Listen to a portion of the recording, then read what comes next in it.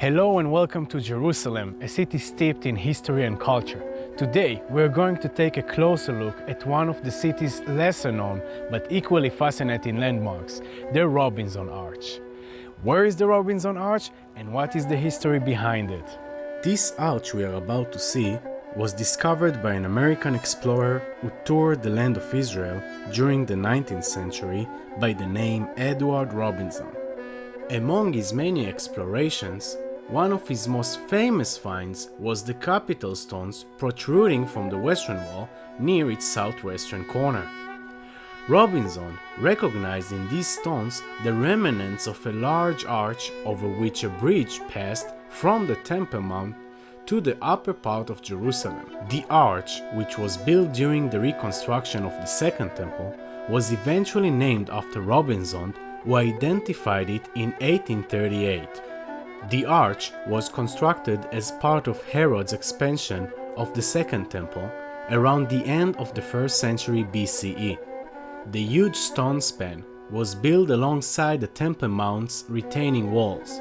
It was known to bring traffic up from ancient Jerusalem's lower market district, across the Tyropian Street, and to the Royal Stoa complex on the Mount's boulevard. We might wonder how Robinson was able to make the connection that indeed there was an arch here since Herodian times. Robinson mentions that Josephus Flavius, a famous historian who lived during the time of the Second Temple, made a specific reference to this flight of stairs now known as the Robinson's Arch.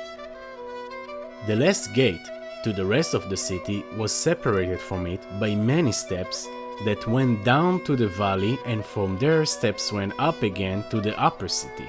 With the fall of Jerusalem at the hands of Titus' army in the year 70, the soldiers of the Roman legion worked on the systematic demolition of the Temple Mount.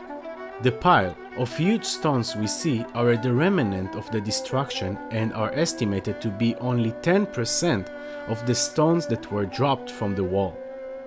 Most likely the Jewish captives had to destroy one row after the other, so what you'll see at the bottom of the pile is the first row of the wall, and on top of it the second row, and so on.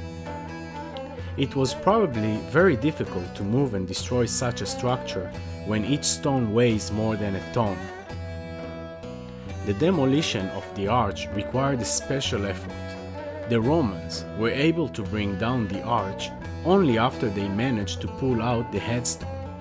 As a result, the whole arch collapsed at once. Evidence of this can be found in the section of the street below the arch, right here, which as we see is almost completely destroyed. Unlike most of the paving stones, which cracked and bent under the impact of the wall stones that were dropped on them from above, the paving stones under Robinson's Arch were completely broken and forced into the sewer channel that passed through the bridge. Until the later part of the 20th century, this area of the western wall was covered with dirt and was at some point used to grow vegetables. However, the large archstones protruding from the western wall remain visible above the ground. As part of the many excavations by one of Israel's pioneering historians, it was Professor Binyamin Mazal who excavated the areas near the Temple Mount, and in 1968 discovered additional and important parts of the arch. At a distance of about 20 meters from the western wall, the Robinson's Arch solid foundation was exposed in its entirety. Built on the natural rock with huge stones carefully and elegantly curved, the base is a few meters wide and about 15 meters long. Archaeologist Meir Ben Dov writes that the Robinson Arch was the largest in the world at its time. Indeed, it was an excellent architectural solution for a comfortable and safe ascent of a large number of pilgrims from the streets at the foot of the Temple Mount directly to the temple complex. But one must never be allowed to ascend to the Temple Mount if they were impure, and so before going into the temple, one needed to be purified in the mikveh. Behind the four shops, we will see two mikvahs. A mikveh is a construction which collects rainwater into a pool and used for purification. Every pilgrim must enter the water completely naked, and only after can they go up to the temple to make the sacrifices.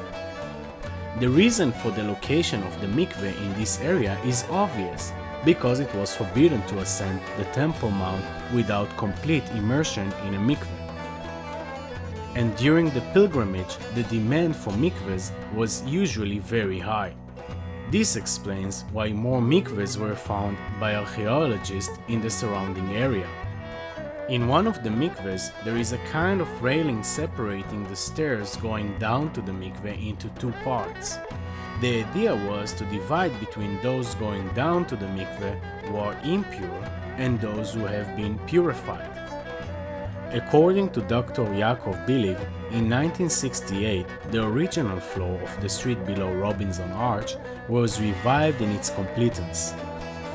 This floor was paved with huge stones for beauty and stability. And it's amazing how it was preserved. Not a single stone was reconstructed. The width of the street is 8 meters, that is equal to the biblical measurement of 60 cubits for public spaces. Usually, in the ancient world, the streets were narrow, but in Jerusalem, which was supposed to receive many pilgrims, wide streets were built, at least in the Temple Mount area. On these streets, Dr. Yaakov states that they have found 350 coins, 100 coins scattered and 250 coins hidden inside a wall of one of the shops, most likely a cash box. All those coins are from the period of the Second Temple, mainly from the years of the Great Jewish Rebellion, and they state in Hebrew the second year, the third year, the fourth year to the freedom of Zion, or redemption of Zion. But after the Roman destruction, this city life ended. Professor Mazal has also speculated that there used to be public activities in this central location. It was also the seat of the administrative archive of Jerusalem in the days of the Second Temple, where important bills and contracts were deposited. Thanks for joining us on the journey to uncover the history of the Robinson Arch, and join us again in the journal as we explore more fascinating historical sites.